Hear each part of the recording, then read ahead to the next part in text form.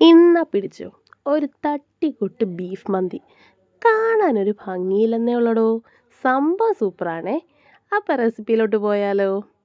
1 kilo ബീഫിനകത്ത് capsicum, മല്ലിയില, masalas, 2 Maggi cube, ഒരു ginger garlic paste, sunflower ഓയിലും ഇതെല്ലാം അങ്ങോട്ട് ചേർത്തിട്ട് നമ്മുടെ കൈ എന്ന ആയുധത്തെ പുറത്തെടുത്ത് അവനെ അങ്ങോട്ട് ഞെരടിയെടുത്ത് കുക്ക് ചെയ്യാൻ വെക്കണം.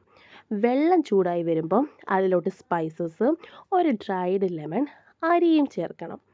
എന്നിട്ട് വെന്ത് വന്ന ബീഫിൻ്റെ സ്റ്റോക്ക് കൂടെ ചേർത്താൽ ടേസ്റ്റ് കൂടുവേ. ബീഫ് വെന്ത് കഴിയുമ്പം ഒരു പാൻ എടുത്ത് അതിനകത്തോട്ട് കുറച്ച് ഓയിൽ ഒഴിച്ച് നമ്മുടെ ഈ ബീഫിനെ അങ്ങോട്ട് ഇട്ടിട്ടുണ്ടല്ലോ, അങ്ങ് വരട്ടിയെടുക്കണം.